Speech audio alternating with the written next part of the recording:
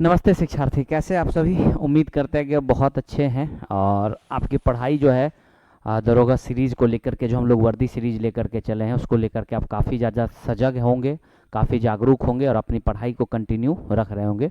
जैसा कि पता होगा कि ऊंची उड़ान के द्वारा जो है आपके लिए सेट चलाया जा रहा है, जो कि ऑफलाइन बिहार के कई जगहों पर ये सेंटर पे चलाया जा रहा है।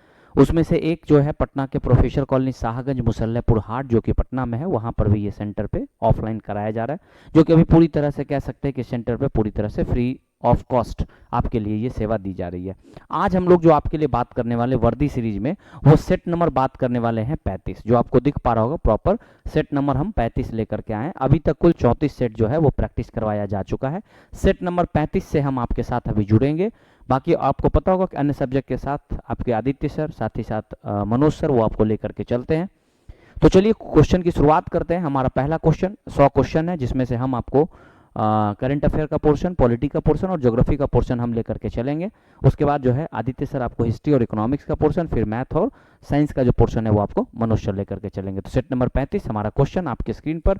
पहला क्वेश्चन आपके सामने ये है कि जून 2025 में भारतीय वायुसेना, जो हमारा इंडियन एयरफोर्स है, के साथ रेड फ्लैग, याद रखिए कौन सा, रेड फ्लैग जो है वह अभ्यास में भाग लिया। यानी रेड फ्लैग के साथ मतलब भारतीय वायुसेना किस देश के साथ भाग लिया, तो दिमाग में ये बात को बैठा लीजिए, किस देश ने भाग लिया, किस देश के साथ, तो ये यूएसए के साथ भारत ने क्या किया, भाग लिया।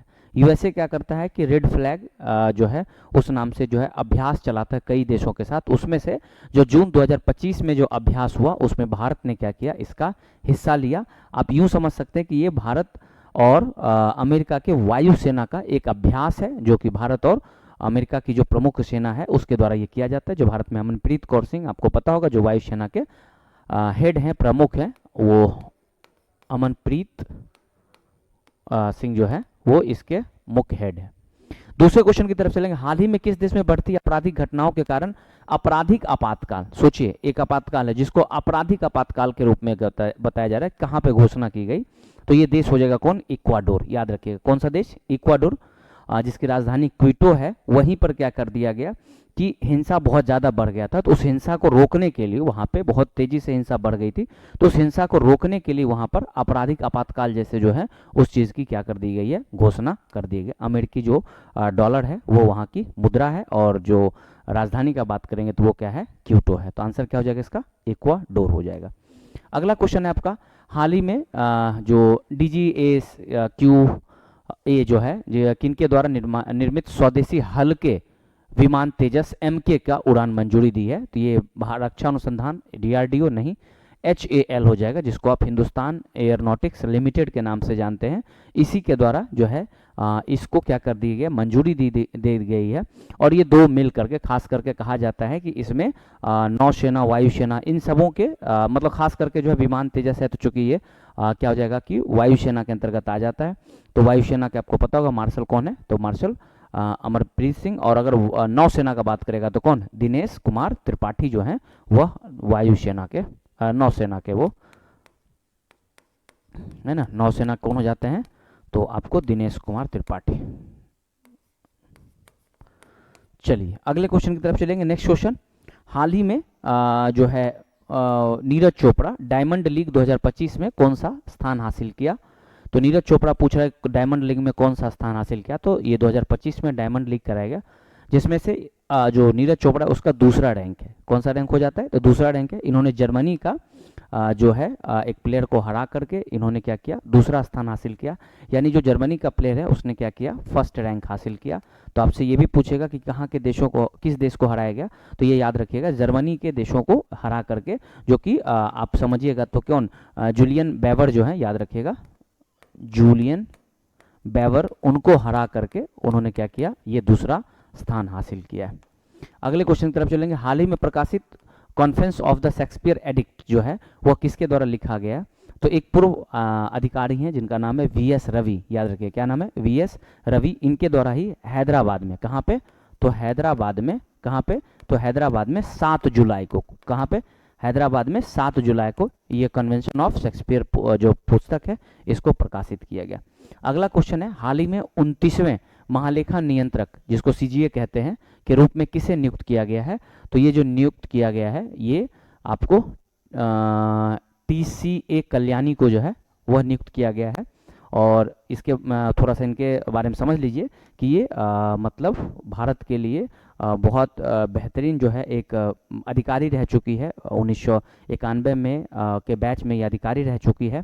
और इनके द्वारा ही 1 सितंबर को, कितने तारीख को, 1 सितंबर 2025 को जो है इन्हें क्या किया गया है, पद पर नियुक्त किया गया है। आप जानते होंगे कि जो हमारा नियंत्रण महालेखा है, जो कि भारत में पूरी तरह से आय व्यय ये सब चीज़ों का जो है पूरा लेखा जोखा एक तरह से बनाने का ये कार्य करता है। पूरी तरह से देश की जो इकोनॉमिक कंडीशन है उसको ये देखने का काम करता है। विश्व बैडमिंटन चैंपियनशिप 2025-26 का आयोजन कौन सा देश करेगा?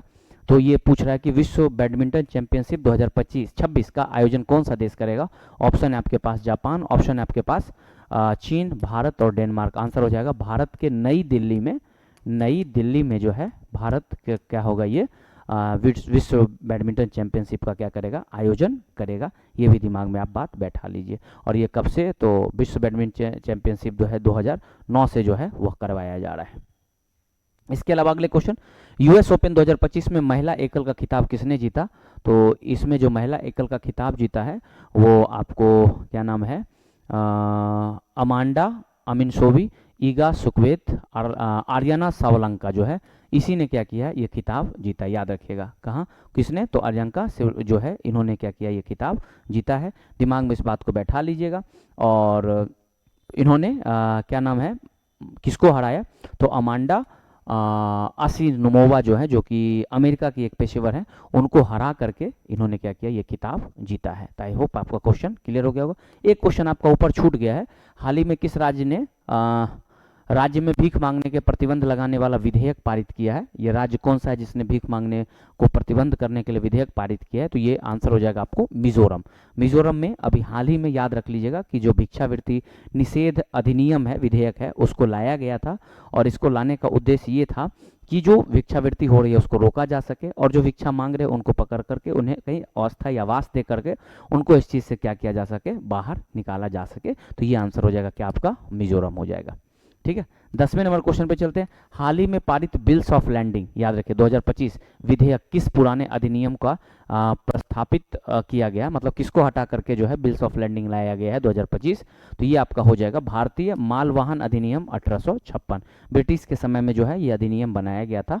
और उस समय जो ईस्ट इंडिया कंपनी वगैरह होती थी उसी की पूरी देखरेख में ये सब चीज़ चलता था, क्योंकि ब्रिटिश का पूरी तरह से कह सकते हैं कि भारत में कंट्रोलिंग सिस्टम बढ़ गया था। तो उसी को लेकर के मालवाहन अधिनियम बना हुआ था। उसी मालवाहन अधिनियम को हटा करके अभी जो है इसको क्या, बिल्स ऑफ लैंडिंग, याद रखिए कौन सा, बिल्स ऑफ लैंडिंग लाया गया, जिसका उद्देश्य है कि समुद्री जो शिपिंग के मार्ग जो हो रहे हैं, शिपिंग किए जा रहे हैं, उसको आधुनिक करना, उसको बहुत ज़्यादा क्या करना, डेवलप करना। इसके उद्देश्य से क्या किया गया, इसको लाया गया। ये 169 साल के बाद जो है इसको परिवर्तन किया गया है। ये दिमाग में बैठा लीजिएगा। अगले क्वेश्चन की तरफ अगर हम चलते हैं तो नेक्स्ट क्वेश्चन आपका है कि हाल ही में भारतीय पुरुष हॉकी टीम ने एशिया कप हॉकी 2025 में कौन सा स्थान हासिल किया है? तो पूछ रहा है कि भारत ने कौन सा स्थान हासिल किया है, आपसे ऑप्शन ये पूछ रहा है। तो ऑप्शन ए हो जाएगा इसमें स्वर्ण पदक, है ना। भारतीय पुरुष हॉकी टीम में एशिया हॉकी कप में क्या किया, भारत ने स्वर्ण पदक जीता है, ये याद रखिएगा। बिहार के जो है राजगीर में ये दक्षिण कोरिया को हरा करके 4-1 से दक्षिण कोरिया को हरा करके भारत ने क्या किया, ये पदक जीता है। दिमाग बैठा लीजिएगा। और 2026 में कहा जाता है कि विश्व हॉकी कप के लिए भारत ने क्या कर लिया, क्वालिफाई कर लिया। यानी जो विश्व हॉकी कप होने वाला है उसमें भारत क्या कर गया, 2026 में जो होने वाला है उसमें क्वालिफाई कर लिया है। अगले क्वेश्चन की तरफ अगर हम आपको लेके चलते हैं तो अगला क्वेश्चन हमारा कहता है कि हाल ही में किस राज्य में विंध्याचल रेलवे स्टेशन का नाम बदल करके विंध्याचल धाम रेलवे स्टेशन कर दिया। आप जानते होंगे विंध्याचल जो है उत्तर प्रदेश में है। उत्तर प्रदेश की जो सरकार है उसने इसको डिसाइड किया और विंध्याचल रेलवे स्टेशन का नाम बदल करके विंध्याचल धाम रेलवे स्टेशन जो है उसका नाम रख दिया गया। विश्व आत्महत्या दिवस 2025 कब मनाया गया?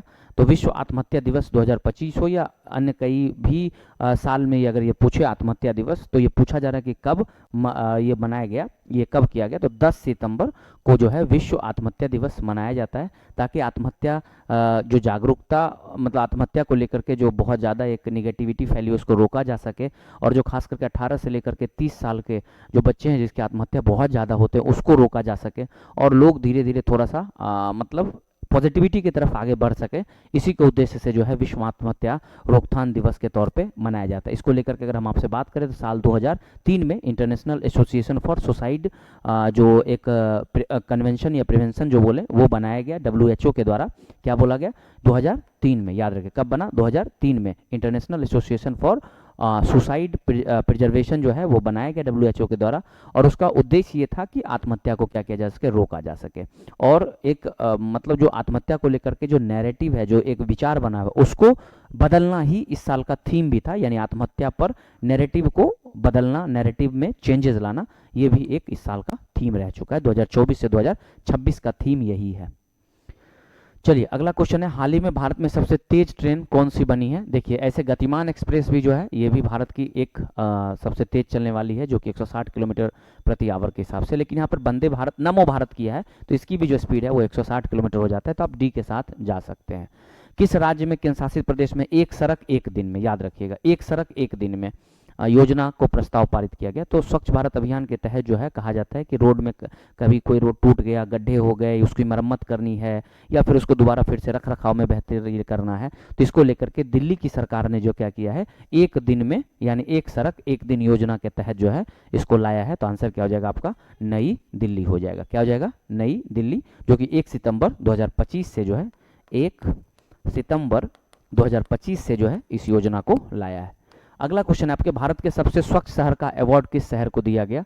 तो ऑब्वियसली आप जानते होंगे कि अभी तक कुल 8 बार जो है इसको दिया जा चुका है। वो शहर कौन सा है? वो है इंदौर। इंदौर को सबसे स्वच्छ शहर अवार्ड के नाम से जाना जाता है। ये कई सालों से लगातार ये काम करते आ रहा है, जो कि पता होगा कहाँ पे, तो मध्य प्रदेश में। इसके अलावा किस राज्य में स्थित अनुथल कल जो है, अनुथन कल याद रखिएगा, पुलिस स्टेशन है, जो कि भारत का पहला आयोग से प्रमाणित, यानी ये एक ऐसा आप समझिए कि पुलिस स्टेशन है जो काफ़ी ज़्यादा स्वच्छ, काफ़ी आधुनिक और काफ़ी बेहतरीन तरीके से कार्य कर रही है, जो कि उसको एक प्रमाणित किया जाता है, आयोग से प्रमाणित है। तो ये पूछ रहा है अर्थकुनन पुलिस स्टेशन कहाँ है? तो ये आपका हो जाएगा केरल में हो जाएगा। कहाँ पे हो जाएगा? केरल में हो जाएगा। इसको दिमाग में बैठा लीजिए। और ये काफ़ी ज़्यादा एक बेहतर प्रमाण है, किसी भी रेलवे स्टेशन के काम को दिया जाने वाला एक उपहार समझिए या अवार्ड समझिए, जो कि 10 जुलाई 2025 को दिया गया था। कब दिया गया था? 10 जुलाई 2025 को जो है ये दिया गया था। किस राज्य में गणेश उत्सव को जो है राज्य उत्सव घोषित किया गया? तो याद रखिए महाराष्ट्र में जो है देवेंद्र फडणवीस की जो सरकार है उसने अभी हाल ही में क्या किया है कि महाराष्ट्र में जो गणेश उत्सव मनाया जाता है उसको क्या कर दिया गया, एक तरह से राज्य उत्सव घोषित कर दिया गया। अगर इसके बारे में आप जानना चाहें तो गणेश उत्सव जो है एक सार्वजनिक उत्सव के तौर पर पहली बार 1893 ईस्वी में बाल गंगाधर तिलक ने इसको जो है मनाना शुरू किया था। ये यूँ समझिए कि एक सार्वजनिक रूप से मनाए जाने की शुरुआत की गई थी, जिसको आज हाल में इसे राज्य उत्सव क्या कर दिया गया, घोषित कर दिया गया। किस राज्य में मुख्यमंत्री सेहत योजना शुरू किया गया? तो ये पंजाब में भागवत मान जो है, कई बार कहा भी जाता है कि भागवत मान मुख्यमंत्री सेहत योजना या भागवत मान सेहत योजना। इसके तहत ये कहा जाता है कि जितने भी राज्य के व्यक्ति हैं उन सबों को 10 लाख तक, याद रखिएगा कितने लाख तक, 10 लाख तक जो है प्रत्येक नागरिक को क्या किया जाएगा, एक इंश्योरेंस टाइप से, हेल्थ टाइप से दिया जाएगा, जो कि 10 लाख तक का जो इलाज होगा वो सरकार अपना पूरा बेयर करेगी, सरकार उसका क्या करेगी, खर्चा उठाएगी। तो ये कहाँ पर हो गया है? तो ये हो गया आपको पंजाब में। ठीक है, इसे भगवंत मान सेहत बीमा योजना के नाम से भी जाना जाता है।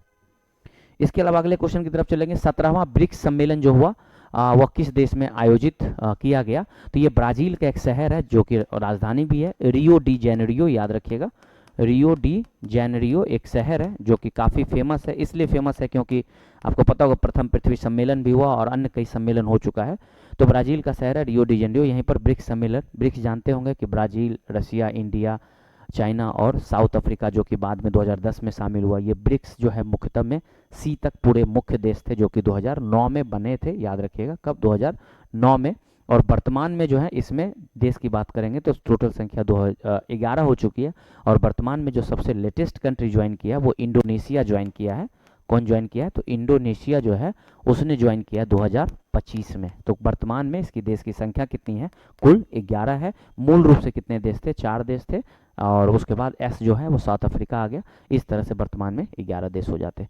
ई गवर्नेंस जो का 28वां जो है राष्ट्रीय सम्मेलन किस शहर में हुआ ई गवर्नेंस को लेकर के? तो ई गवर्नेंस का जो सम्मेलन हुआ ये विशाखापत्तनम में हुआ। आपको पता होगा आंध्र प्रदेश में विशाखापत्तनम है, जहाँ पर गवर्नेंस की सुविधाओं को बेहतर करने के लिए, या फिर यूँ समझिए कि गवर्नमेंट का जो ऑनलाइन सुविधा है उसको और बेहतर करने के लिए जो है ये शहर में आयोजन किया गया। आई होप आपको समझ में आ रहा होगा। चलिए नेक्स्ट क्वेश्चन की तरफ हम लोग चलते हैं, ठीक है। और एक और आपसे पूछे कि ये कब कराया गया, तो ये 24 से लेकर के, याद रखिएगा कब, तो 24 से लेकर के 23 से लेकर के 24 सितंबर के बीच में चंद्रबाबू नायडू जो थे वहाँ की अध्यक्षता तक, ये एक तरह से कह सकते हैं क्योंकि उस राज्य के वो मुखिया है। निम्नलिखित में से कौन सबसे बड़ी सर्पिल आकाशगंगा गैलेक्सी है? सर्पिल आकाशगंगा का बात करें तो सबसे बड़ा जो सर्पिल आकाशगंगा है वो NSG 6872 जो है वो सबसे बड़ा है, जो कि माना जाता है कि सबसे बड़ा है। और आपको पता होगा कि ये एक तरह से पूरा आकाशगंगा का पार्ट हो जाता है, जिसमें धूलकण फिर उसके प्लाज्मा, ये सारे चीज़ों का एक मिश्रण देखने को मिल जाता है, ठीक है। चलिए इसके बाद आपको बात करता है कौन सा महासागर अंटार्कटिका महाद्वीप को घेरे हुए है और उत्तरी ओर से 60 डिग्री, अच्छा जैसे आप एक समझिए बात को, ये अगर पृथ्वी है तो यहाँ पे पता होगा आपको कि अंटार्कटिका है और ये 60 डिग्री है, तो इसी के जो घेरा हुआ आपसे पूछ रहा है कौन सा महासागर है, जो कि दुनिया का चौथा बड़ा महासागर भी है। आप जानते होंगे दुनिया का सबसे बड़ा महासागर जो है वो प्रशांत महासागर को माना जाता है, फिर अटलांटिक महासागर, फिर हिंद महासागर और फिर दक्षिण महासागर। तो इसका आंसर क्या हो जाएगा आपको? दक्षिण महासागर हो जाएगा, साउथ जो है वह ओशियन हो जाएगा। अब बिस्त दोआब और नहर प्रणाली और मक्खू जो नहर प्रणाली है वह पूछ रहा है किस राज्य से संबंधित है? तो ये दोनों के दोनों जो हैं ये पंजाब राज्य से संबंधित है। पंजाब में याद करिएगा नदी जो कि कौन, ब्यास और सतलज है, उसी नदी पर इस नहर को बनाया गया ताकि सिंचाई की सुविधा को और बेहतर किया जा सके। तो ये किस राज्य में हो जाएगा? बिस्त दोआब और मक्खू, तो ये हो जाएगा आपको पंजाब में। नेक्स्ट 2021 की स्थिति के अनुसार लगभग 70 लाख स्क्वायर किलोमीटर क्षेत्रफल में दुनिया का सबसे बड़ा जल निकासी बेसिन कौन है? तो ऑब्वियसली आप जानते होंगे सबसे बड़ा जल निकासी बेसिन जो है वो अमेजन बेसिन है। याद रखिए कौन बेसिन है? अमेजन बेसिन जो है दुनिया का सबसे बड़ा, क्योंकि ये नदी भी जो है वो बहुत चौड़ी नदी है, इसका बेसिन भी बहुत ज़्यादा है। अगर नदी की लंबाई का बात करेंगे तो कुल 6400 किलोमीटर में लंबाई है इसकी नदी, जो कि पेरू का जो एंडीज है उससे ये नदी क्या होती है, निकलती है, और यही जो है सबसे बड़ा जल निकासी बेसिन के रूप में भी बना हुआ है। आई होप आपको क्लियर हो गया। और नील बेसिन जो है ये दुनिया की सबसे बड़ी लंबी नदी में से गिनी जाती है और वो दूसरी सबसे लंबी नदी हो जाती है।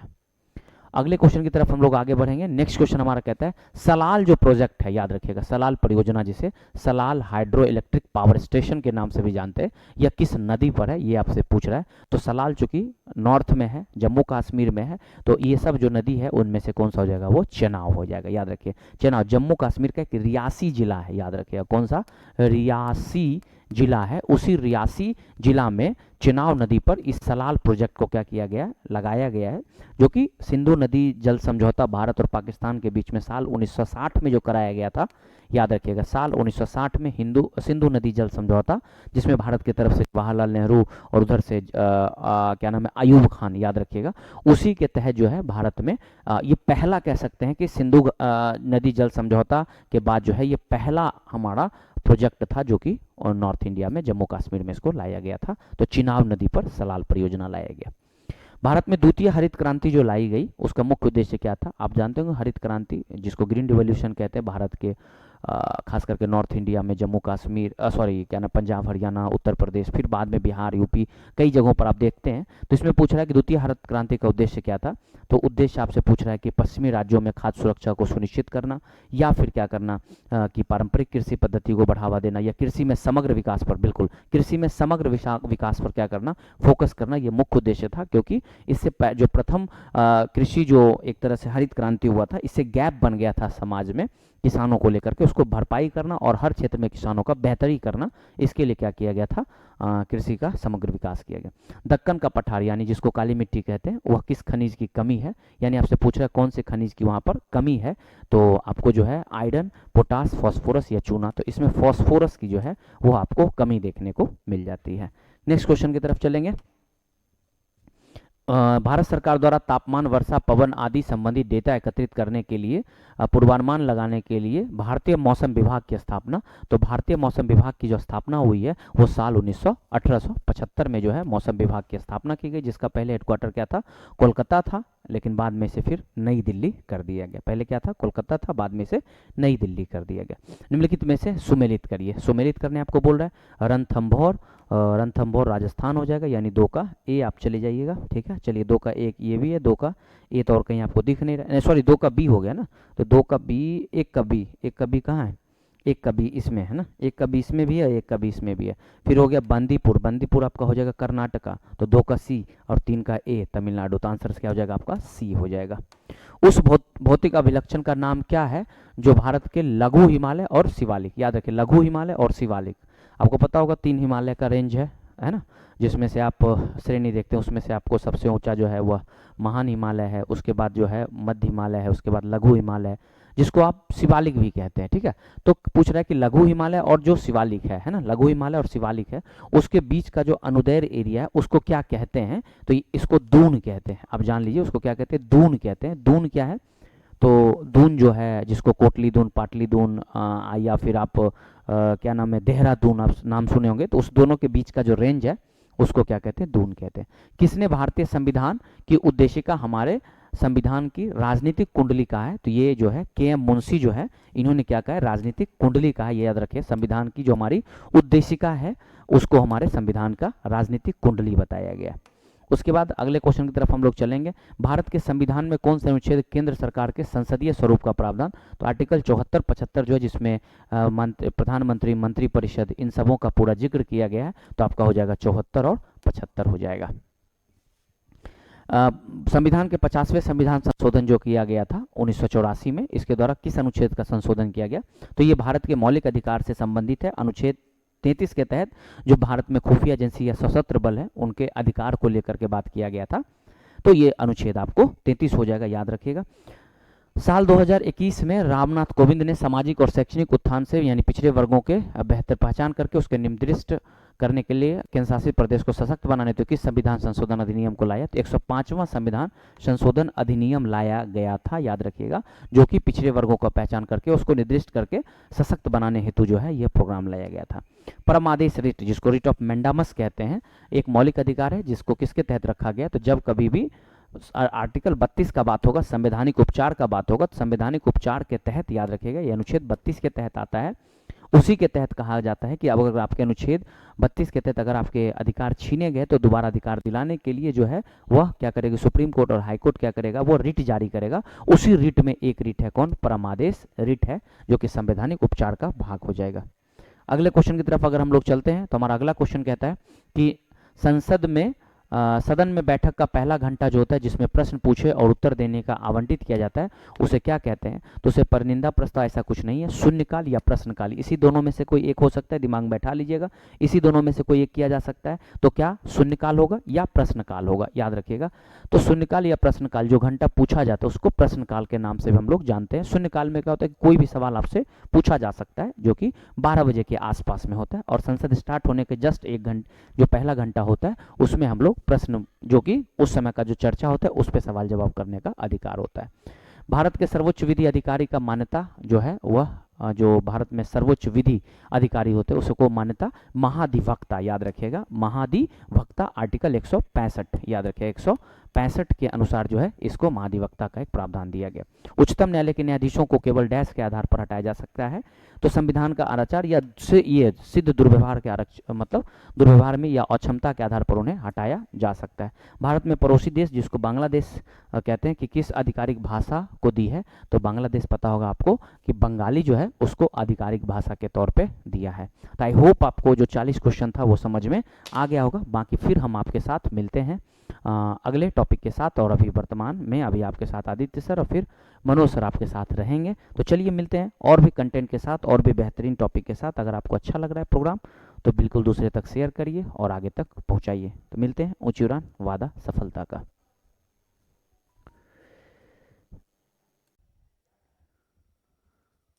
ऊंची उड़ान का ये प्लेटफॉर्म जहां आप लोगों ने आगमन कर लिया है अपना, और सेट 35 के सवालों को देख भी लिया है आपने।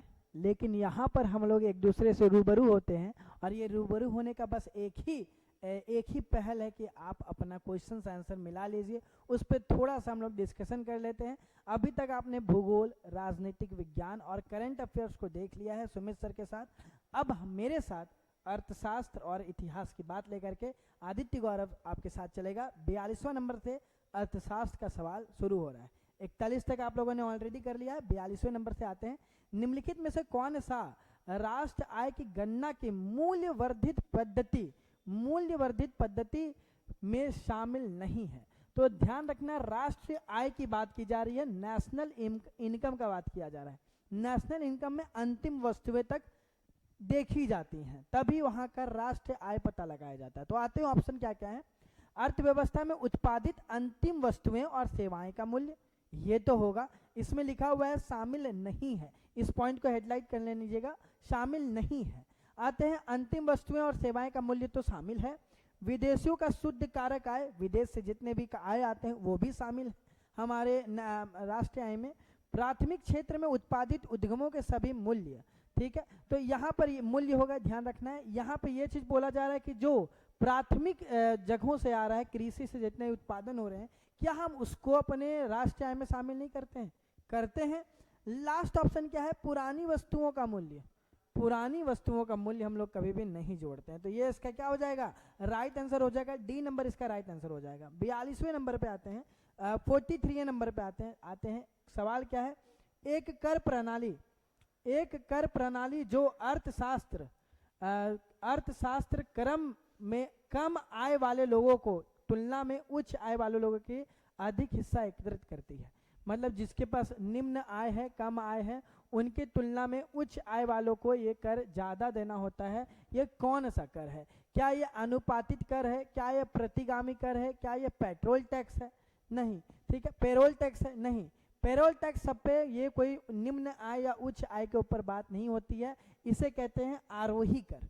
ऑप्शन में ही आंसर है आरोही कर। ये एक प्रगतिशील कर भी माना जाता है, याद रखना है, ये एक प्रगतिशील कर भी माना जाता है आरोही कर को, कि उच्च वेतन के साथ अलग और निम्न वेतन के साथ अलग बातें हम लोग करते हैं, इसे प्रगतिशील कर भी कहा जाता है, आरोही कर को। राइट आंसर इसका डी होगा। 43 नंबर पे आते हैं। माध्य राष्ट्र आय का सटीक परिभाषा कौन सी है? माध्य राष्ट्र आय की सटीक परिभाषा क्या है? तो इसकी सटीक परिभाषा है एनडीपी मूल्यह्रास, ठीक है। एनडीपी मूल्यह्रास इसकी सटीक परिभाषा है, ए नंबर इसका राइट आंसर होगा। आते हैं 45वें नंबर की तरफ। 45वां सवाल, 45वां नंबर का। एक प्रकार का प्रत्यक्ष कर है। प्रत्यक्ष कर बता दे, प्रत्यक्ष कर क्या होती है? ऐसा कर जो केंद्र के द्वारा या राज्य के द्वारा अगर लिया जा रहा है तो उसका प्रभाव सीधे एक इंसान के ऊपर लग रहा है।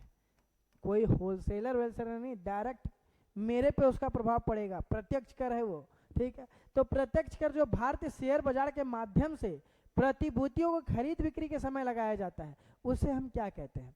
ये हम लिख के दे रहे हैं, कोई भी इंसान गलत नहीं किया होगा, क्योंकि इस क्वेश्चन को अगर ध्यान से देखा जाए, ध्यान से अगर पढ़ा जाए, कि यहाँ पे देखने को मिलता है प्रतिभूतियों की खरीद बिक्री के समय, जब हम लोग शेयर बाजार में कोई चीजें खरीदते हैं तभी टाइम जो कर लगता है उसको क्या कहते हैं?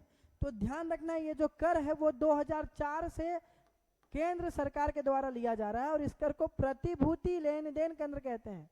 तो प्रतिभूति लेन देन केंद्र कब आया है? तो 2004 से हमें देखने को मिलता है। कौन ले रहे हैं? तो केंद्र सरकार ले रही है, सेंट्रल गवर्नमेंट ले रही है इसको।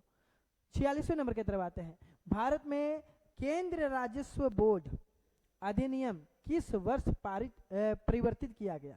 ठीक है, तो सवाल क्या है कि केंद्र राजस्व बोर्ड अधिनियम ये कब आखिरकार लागू हुआ, कब ये आया, ये सवाल हमें देखने को मिलता है। तो ध्यान रखना है, इसकी जो प्रयास है ना, इसकी जो प्रयास है ये बहुत पहले से ही चल रही थी, लेकिन इसको 1961 से इसकी पहल जारी थी, लेकिन 1963 में इसको ये कर दिया गया था। यह अधिनियम जो है बिहार केंद्र राजस्व बोर्ड अधिनियम, जिसमें दो प्रकार के कर के ऊपर बात की गई थी, एक प्रत्यक्ष कर, एक अप्रत्यक्ष कर। अप्रत्यक्ष कर पता है, जो कि डायरेक्ट मेरे पे प्रभाव ना पड़े, उसे अप्रत्यक्ष कर कहते हैं। तो ये दोनों चीज के बाद जो अधिनियम आई थी वो 1961 से पहल जारी था, लेकिन 1963 में इसको ला दिया गया था। आते हैं डाकघर बचत बैंकों की बचत जमाओं में मुद्रा आपूर्ति को किस माप में शामिल किया जाता है? मतलब डाकघरों में भी लोग पूंजी दिया करते हैं, जो रखा करते हैं। तो सबसे तरल कौन सा है बता दीजिए, जो सबसे तरल है वही डाकघर में रखा जाएगा, M1 M3 M2 M3 या M4, ठीक है। तो सबसे तरल पैसा किसको माना जाता है, जो निर्धारित समय के लिए कहीं रखा जाए और वो दे दे, सबसे ज्यादा तरल पैसा क्या है, यही सवाल है इसमें। तो तरल पैसा M2 हमें देखने को मिलता है, तो इसका राइट आंसर क्या होगा, M2 इसका राइट आंसर होगा। आगे बढ़ते हैं, वह मुद्रा जैसे में भुगतानकर्ता और प्राप्तकर्ता के बीच विश्वास के कारण विनिमय के माध्यम के रूप से स्वीकार किया जाता है। मतलब सिर्फ और सिर्फ वहां पे हमें देखने को मिलता है क्या है कि एक विश्वास के कारण जो लोग पैसा लेते हैं उसको किस प्रकार का कर कहते हैं। जैसे कि कभी हम बैंक जाएं और बैंक जाने के बाद कोई हमको चेक दे दे, ठीक है, कोई हमको चेक दे दिया, वो चेक जो है वो विश्वसनीय पैसा है, वो पैसा मुझे तुरंत नहीं मिल गया, वो एक विश्वास के रूप में हमें मिला हुआ है। इस तरह के चेक को क्या, इस तरह के जो चेक मिल रहे हैं इन्हें किस तरह की मुद्रा कही जाती है, तो इसे हम लोग प्रत्ययी मुद्रा कहते हैं, जिसका कोई वैल्यू तभी टाइम नहीं है, हम विश्वास रूपी उसको ग्रहण ले लिए हैं, आगे ये हमें काम आएगा, तो इसको हम लोग क्या करते हैं, प्रत्ययी मुद्रा कहते हैं। भारतीय रिजर्व बैंक में केंद्र निदेशक मंडल की नियुक्ति की अवधि कितनी साल की थी, तो बता दें भारतीय रिजर्व बैंक जिसकी स्थापना 1935 अप्रैल 1935 हमें देखने को मिलती है, और इसी में हमें यह भी देखने को मिलता है कि 1937 के आसपास जो है 1935 में जो इसकी स्थापना होती है, फिर उसके बाद 1937 में इसको मुंबई ले दिया जाता है, 1935 में इसको कलकत्ता में बनाया जाता है, 37 में इसको फिर मुंबई ला दिया जाता है। इस समय में नियुक्ति की जो अवधि थी वो 4 वर्ष की थी, तो ध्यान रखना है इसका राइट आंसर सी होगा। तो ये भी याद रखना है 35 में रिजर्व बैंक आया, 37 में इसको बदल दिया गया, कहीं और भेजा गया, तो ये भी याद रखना है। आगे सवाल पे तरफ बढ़ते हैं। National bank for agriculture and rural development मतलब क्या है कि ग्रामीण लोग अगर कोई भी कृषि करना चाह रहे हैं तो उनको लोन, उनको ऋण देना आपकी जिम्मेदारी है। उन गरीब किसान, उन ग्रामीण किसान के बारे में भी सोचना आपकी जिम्मेदारी है। ये नाबार्ड का एक थ्योरी है जहाँ पे हम लोग किसान के लिए, हम लोग कृषि के लिए बहुत ज़्यादा बातचीत करते हैं। इसकी स्थापना किस वर्ष हुई है, तो बता दिए, एक तरह का एक ऐसा ये है जिसमें हम लोग किसानों के लिए बात करते हैं, ग्रामीण कृषि विकास के ऊपर बात करते हैं। उसकी स्थापना आखिरकार किस वर्ष हमें देखने को मिलती है, तो उसकी स्थापना हमें 1982 को हमको देखने को मिलता है। ये 81 से ही इसकी बात चल रही थी, लेकिन 1981 से इसकी बात चल रही थी, लेकिन जुलाई, ठीक है, जुलाई 1982 में इसको ला दिया गया। बता दें ग्रामीण किसानों के बारे में बातचीत की जाती है। 12 जुलाई डेट याद रखिएगा, 12 जुलाई, ठीक है, 12 जुलाई 1982 को यही नाबार्ड की स्थापना की जाती है। आते हैं समय की अवधि में अर्जित या अनार्जित मुद्रा या अन्य रिटर्न्स की राशि को क्या कहते हैं। कोई भी चीज हम जाके अर्जित कर लिए या चीज हमको वो पेंशन के रूप में मिल रहा है, इस प्रकार के मुद्रा को हम क्या कहते हैं, इस प्रकार की मुद्रा आय कहलाती है। आय, मेरी आय है, वो मेरा इनकम है, वो मेरा इनकम है, चाहे वो पेंशन रूप में मिले या फिर हम जाके अर्जित करें किसी तरीके से, तो वो मेरी आय है, वो मेरी आय है, वो मेरा इनकम है। ध्यान रखना है कि वो मेरी आय है, वो मेरा इनकम है। आगे सवाल बढ़ता है हमारा,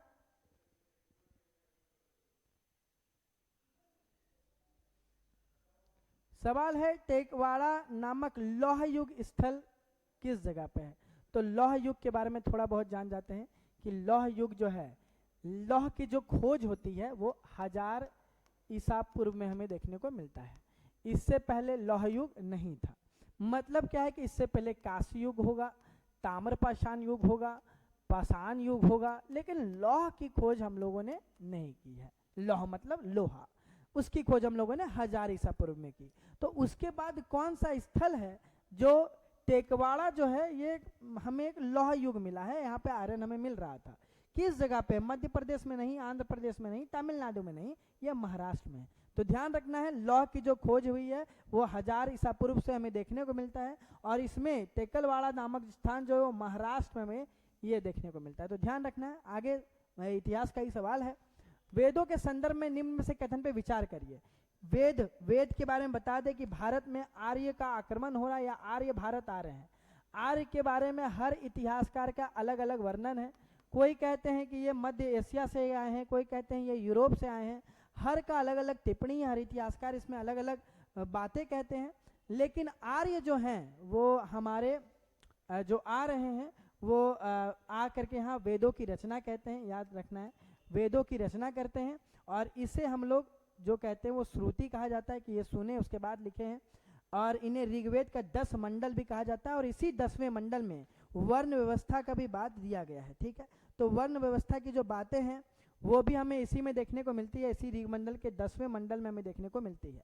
तो इसीलिए इसका राइट आंसर क्या होगा, पहला भी सही है, दूसरा भी सही है, तो 1 और 2 दोनों सही है। ध्यान रखना है कि इसी 10वें मंडल में पुरुष सूक्त है और इसी पुरुष सूक्त में हमें वर्ण व्यवस्था देखने को मिलती है। वर्ण व्यवस्था का जिक्र ब्राह्मण, शूद्र, वैश्य, क्षेत्रीय, इसका भी जिक्र हमें इसी में देखने को मिलता है। तो ध्यान रखना है कि 1 और 2 दोनों सही है। कौन सा कथन सही है, तो 1 और 2 दोनों सही है। आगे बढ़ते हैं हम लोग 54 नंबर की तरफ। भारत का सबसे बड़ा स्तूप निम्नलिखित में से कौन सा है। बता दें कि ये जो स्तूप है, सांची के स्तूप, बहुत पुराना है, रायसेन के पास, ठीक है, मध्य प्रदेश रायसेन के पास हमें ये स्तूप देखने को मिलता है। बहुत ही अच्छा स्तूप है। लेकिन यहाँ पूछा जा रहा है कि सबसे बड़ा स्तूप कौन सा है, ठीक है। तो बता दें कि सबसे बड़ा स्तूप जो है वो केसरिया स्तूप है, पश्चिम बंगाल में अवस्थित, सॉरी पश्चिम चंपारण, पूर्वी चंपारण में, सॉरी ये पूर्वी चंपारण में हमें देखने को मिलता है। पूर्वी चंपारण में 104 मीटर लंबा, 104 मीटर लंबा स्तूप, जिनका निर्माण कहा जाता है कि अशोक के द्वारा किया गया है, ठीक है। अशोक ने इसका निर्माण कराया, 104 फीट ऊपर करके 32 मीटर ऊंचा बना दिए हैं। और ये केसरिया स्तूप पूर्वी चंपारण में स्थित, ठीक है, हमें देखने को मिलती है। और स्तूप का संबंध ये भी बता दे, स्तूप का संबंध जो है, प्लीज ये सब कॉपी में लिख लीजिएगा, स्तूप का जो संबंध है वो बौद्ध धर्म से है, ठीक है, वो बौद्ध धर्म से है। अशोक सम्राट निम्नलिखित में से किस शिलालेख में कलिंग युद्ध का वर्णन कहते हैं। कलिंग युद्ध के बारे में बता देते हैं पहले कि कलिंग युद्ध, कलिंग जो है वर्तमान समय उड़ीसा को कहा जाता है। उड़ीसा वर्तमान समय ही पुराने समय में कलिंग कहा जाता था। और माना जाता है कि अशोक ने गद्दी हासिल करने के लिए अपने भाइयों का वध किया। और इस कलिंग युद्ध में, जो उड़ीसा में जो युद्ध हो रहा है, इसमें लाखों की तादाद में आदमी को मारा गया।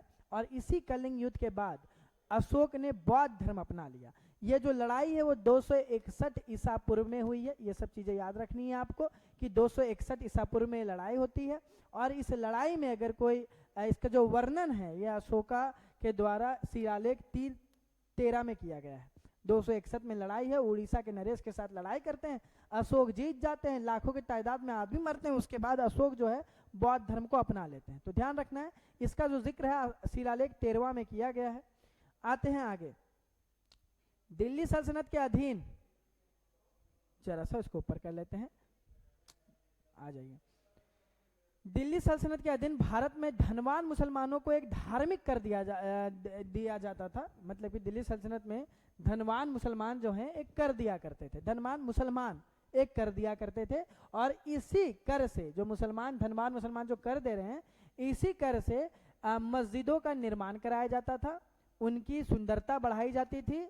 तो उसके लिए लोग एक कर लेते थे। उस कर को क्या कहा जाता था, क्या फूरज, मामलुक, मामलुक तो पता है वंश है, ठीक है, ज़कात या किस्मत। तो ये तो बहुत ही इजी सवाल था, ये तो जो नहीं भी पढ़ के गया होगा उसको ही पता होगा कि मस्जिद निर्माण में हर आदमी जो धनवान है उनके आय का 2.5% कर लगता था, उसको ज़कात कर कह के पुकारते थे, ठीक है। इसके लिए मस्जिद निर्माण का कार्य होता था, धनवान आदमी देते थे, तो 2.5% इसको ज़कात कर कह के पुकारा जाता था। अलाउद्दीन खिलजी के शासनकाल में कितने प्रकार के कर थे। अभी कर के ऊपर हम लोग बात ही कर रहे थे अर्थव्यवस्था में। अब यहाँ एक सवाल आ गया है, कितने प्रकार के कर थे। तो बता दें यहाँ पे 5 प्रकार के कर का वर्णन किया गया है। बच्चे में कंफ्यूजन रहता है कि सर 3 ही प्रकार होगा, भूमि कर, पशु कर, गृह कर, इस प्रकार का कर लगाया करते थे। लेकिन ज़कात और जजिया कर भी हुआ था हमारे पास, ठीक है। तो भूमि, पशु, ये सारी कर, गृह कर, ये सारी कर लगती थी। लेकिन यहाँ पर ज़कात और जजिया कर भी था। जजिया कर गैर मुसलमानों के ऊपर लगता था, इस कारण से हमें 5 कर, एक भूमि कर जिसको खराज कह के पुकारा गया है, पशु कर, गृह कर, जजिया और ज़कात। तो ये 5 कर हमें देखने को मिलते हैं। प्लीज ये सारी चीजें कॉपी में उतार लीजिएगा, काम आएगा जिंदगी में। निम्नलिखित में से कौन दिल्ली सल्तनत का अंतिम सुल्तान रहा है।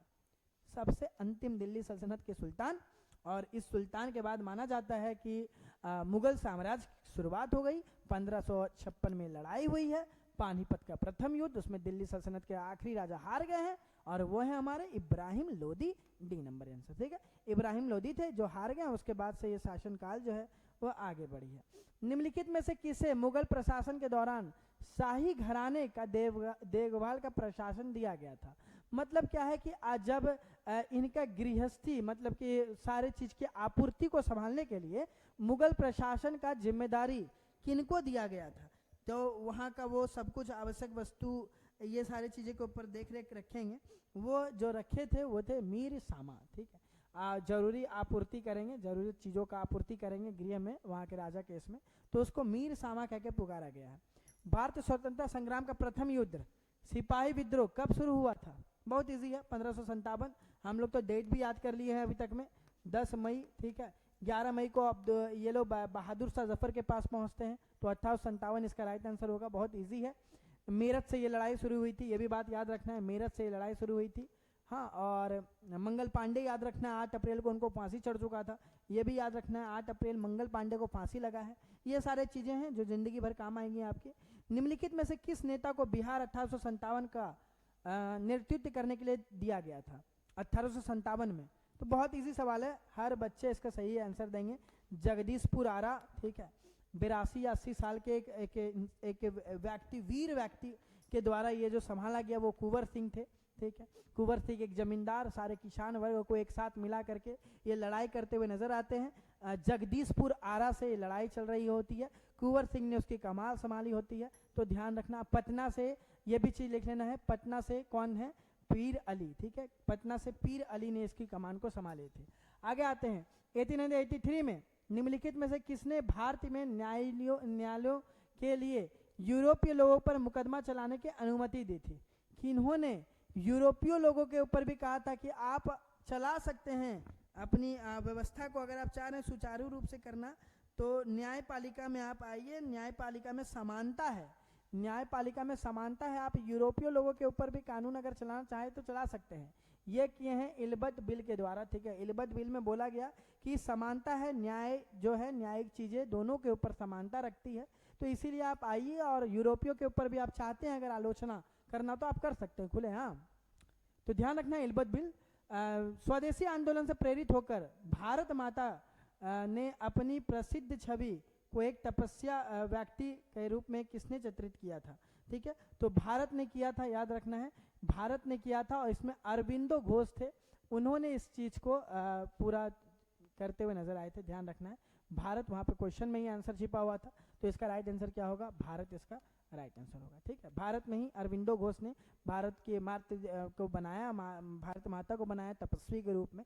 तो बड़ा इजी सवाल था, भारत क्वेश्चन में आंसर छिपा हुआ था। भारत में पहली जूट मिल कहाँ स्थापित की गई? सबसे पहली जूट मिल जो है रिसरा में स्थापित की गई है, बंगाल का एक एरिया है, याद रखना है, बंगाल का ही एक एरिया है रिसरा, उसी में इसकी स्थापना की गई। सबसे पहली jute mill east India company के द्वारा 1855 में इसकी स्थापना की गई है, यह भी बात ध्यान में रखना है, 1855 में इसकी स्थापना की गई है। ठीक है, 1855 में जूट मिल की स्थापना की गई है अंग्रेजों के द्वारा। 1608 में खुदीराम बोस के साथ एक गाड़ी पर, यह मानकर कि गाड़ी में मुजफ्फरपुर के तत्कालीन जज किंग्सफोर्ड हैं और बम फेंकने में शामिल थे। बता दे कि 1960 में बंगाल का विभाजन हो चुका है, जिसको हम लोग सूरत विभाजन कह के पुकारते हैं। ठीक है, सूरत विभाजन में ये जो कांग्रेस है वो दो भाग में बट गई, एक उग्र दल और एक हमारे नर्म दल। ठीक है, जो कि मॉडरेट और लिबरल कह के पुकारते हैं, मतलब एक गर्म दल के लोग, एक शांत दल के लोग जो प्रार्थना कर रहे हैं, वैसे लोग हो गए। तो इसी में कुछ जो उग्र दल थे, जो गर्म दल थी, उनको बहुत ज़्यादा मारा जा रहा था। तो इसी कारण से दो लोग थे, एक तो हमारे खुदीराम बोस थे, उन्होंने इसको कमान को संभाला, बोले मुजफ्फरपुर के जज को मारना है। तो यहाँ पर इनके साथ जो एक इंसान बैठे हुए थे खुदीराम बोस के साथ, वो थे प्रफुल्ल चाकी। प्रफुल्ल चाकी ने बम में फेंका, लेकिन वो बच गए। हमारे जज उस समय गाड़ी में नहीं बैठे हुए थे, लेकिन बम उड़ गई, लेकिन प्रफुल्ल चाकी ने आगे जा करके अपने आप को आत्महत्या कर लिया। ध्यान रखना है, आत्महत्या कर लिया। इनको चारों साइड से सबको घेर लिए थे, सारी अंग्रेजी सेना, इनको लगा हम अपने ही गोली से मरना सही समझेंगे, खुद को गोली मार लिए थे। प्रफुल्ल चाकी इसका राइट आंसर होगा, 1908 वाला आंसर पे आते हैं।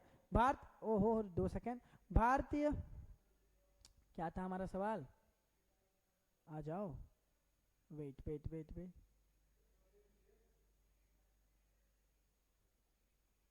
सवाल क्या है, भारतीय राष्ट्र कांग्रेस के अध्यक्ष होने के नाते निम्नलिखित में से किसने 1929 में ब्रिटिश राज से पूर्ण स्वतंत्रता का मांग किया था? तो याद कर दे, रावी नदी के किनारे ये पहल शुरू हुई 31 दिसंबर 1929 में। बोला गया क्या कि 26 जनवरी 1930 से हम लोग पूर्ण स्वराज दिवस मनाएंगे, और इसी कारण से गणतंत्र दिवस भी हमारा 26 जनवरी से मनना शुरू हो गया। यह हमारे करने वाले पंडित जवाहरलाल नेहरू थे, तो इसका राइट आंसर जवाहरलाल नेहरू होगा। आगे बढ़ते हैं 67 नंबर के ऊपर। 2025 में बिहार सरकार ने किस योजना के तहत हर पंचायत में स्पोर्ट कॉम्प्लेक्स बनाने की घोषणा की है? खेलो बिहार मिशन, पंचायत खेल विकास योजना। ठीक है, तो ध्यान रखना इसका राइट आंसर क्या होगा? पंचायत खेल विकास योजना के तहत हर घर में एक स्पोर्ट कॉम्प्लेक्स बनाने की बात बिहार सरकार के द्वारा की गई है। बिहार सरकार द्वारा 2024-25 में किस प्रमुख सामाजिक और राजनीतिक पहले लागू करने का मांग किया है? राज्य और राष्ट्रीय राजनीति में महत्वपूर्ण स्थान बनाया है, तो वो जाति आधारित सर्वेक्षण के आंकड़े जारी करना, ये सबसे बड़ा ये देखने को मिलता है पहल 2024-25 में किया गया था, और ये विवादित भी बहुत ज़्यादा था, इस कारण से लोग इसके बारे में जानते हैं और आंसर भी सही किए होंगे। 2025 में बिहार गौरव रत्न स्वीकार पुरस्कार किस क्षेत्र में दिया गया? तो ये जो भारत गौरव रत्न है, बिहार गौरव रत्न है, वो शिक्षा के क्षेत्र में दिया गया, खेल के में दिया गया है, कला में भी दिया गया। इसका मतलब है सभी क्षेत्रों में दिया गया, सभी क्षेत्रों में। इसका राइट आंसर होगा डी। 70 नंबर की तरफ बढ़ते हैं। 70 नंबर का सवाल ऐसा है कि हाल में शुरू हुई मिशन दहेज मुक्त बिहार की नेतृत्व कौन कर रहा है? मतलब कि दहेज नहीं लेना है बिहार में, ये तो पहल लंबे समय से चल रही है। वो अलग बात है कि हम लोगों ने कितना इसको स्वीकार किया है, कितना जमीनी स्तर तक ये है, ये आपके ऊपर है ये चीज़। ठीक है, अगर पढ़े लिखे हो तो इन चीज़ों पे आप बेहतर तरीक़ों से समझ सकते हैं। तो मिशन दहेज मुक्त बिहार योजना जो है, ये जो है पूरी निगरानी मुख्यमंत्री के अंदर ही चल रहा है। नीतीश कुमार जी इसकी पूरी कमान को संभाले हुए थे, तो मुख्यमंत्री इसका राइट आंसर होगा। बिहार पर्यटक विकास निगम ने हाल में ही किस स्थान को नया इको टूरिज्म हब घोषित किया? तो नया इको टूरिज्म जो है वो वाल्मीकि नगर को किया गया है, ये भी हमारा पश्चिम चंपारण में पड़ता है, तो ध्यान रखना है, इसका राइट आंसर वाल्मीकि नगर होगा। आगे के जो प्रश्न हैं वो हमारे विज्ञान और गणित के कुछ प्रश्न हैं जो मनोज सर अपने साथ लेकर के चलेंगे, तो हम लोग मनोज सर से रूबरू होंगे और उनसे विज्ञान और गणित की चीज़ों को पढ़ेंगे। तो ये सफलता वादा का एक पहल है ऊंची उड़ान का। धन्यवाद मेरे साथ जुड़ने के लिए। आगे आप मैथ और साइंस की चीज़ों को मनोज सर के साथ देखिएगा। Thank you.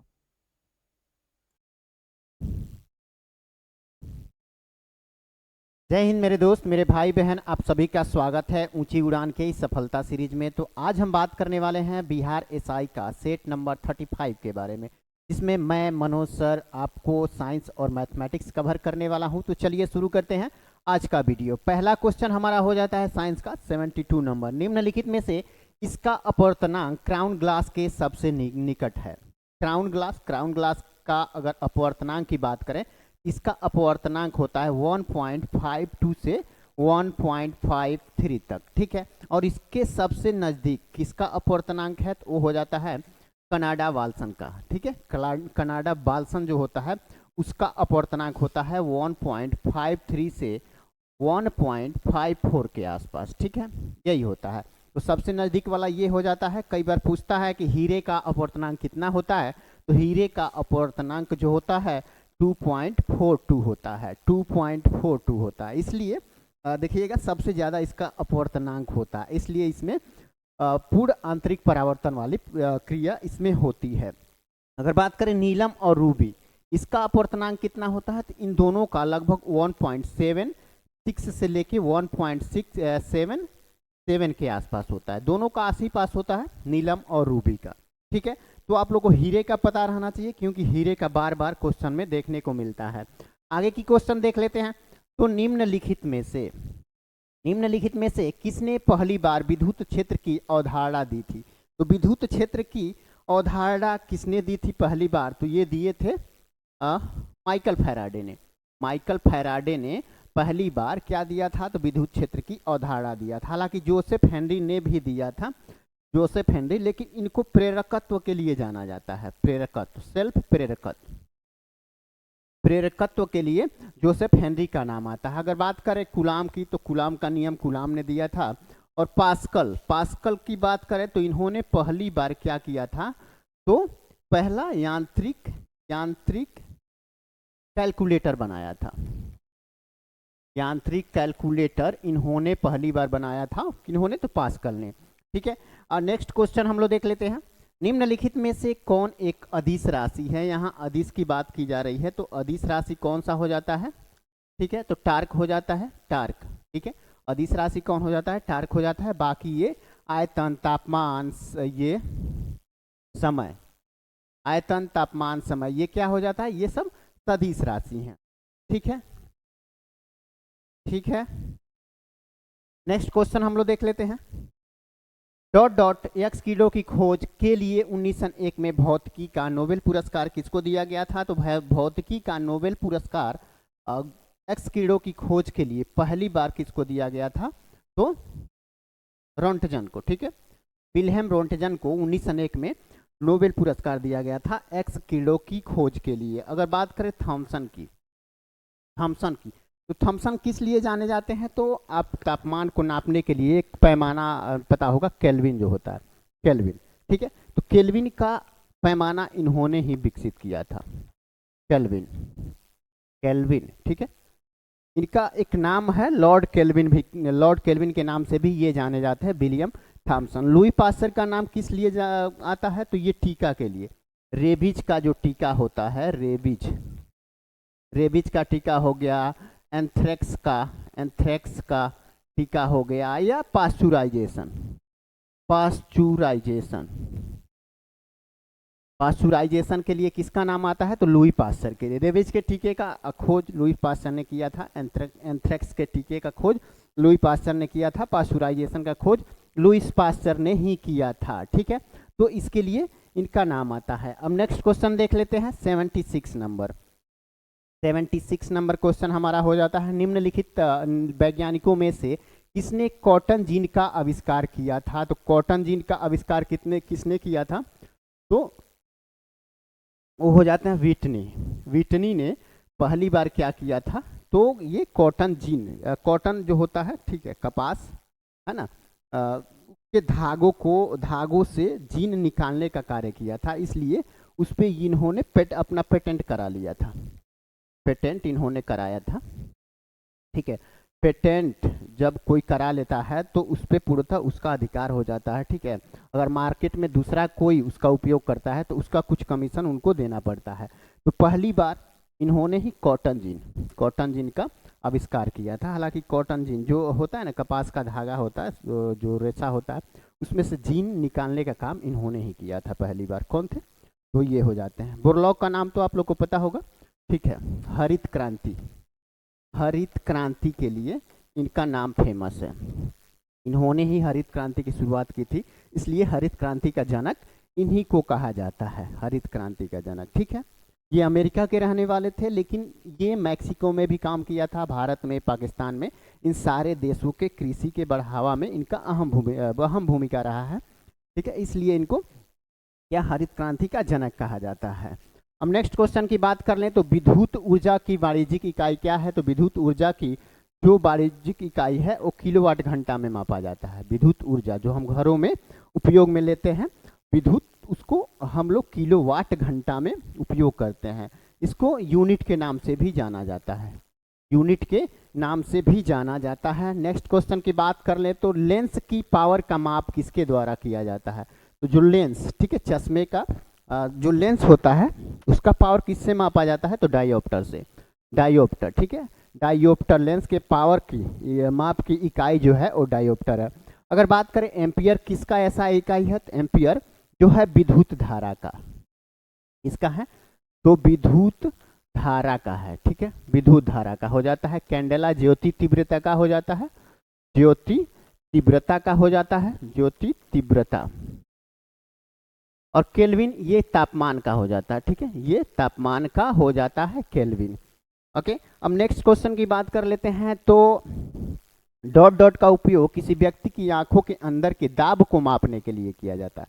देखिएगा, जब किसी के आंखों में हो जाता है क्या, ग्लूकोमा रोग आता है, ठीक है, वो हो जाता है, तो उसकी दाब को नापने के लिए टोनोमीटर का प्रयोग किया जाता है, टोनोमीटर का प्रयोग किया जाता है। तो यही पूछ रहा है, डॉट डॉट का उपयोग किसी व्यक्ति की आंखों के अंदर के दाब का, ठीक है, आंखों के अंदर के दाब का माप किसके किया जाता है, तो टोनोमीटर से किया जाता है।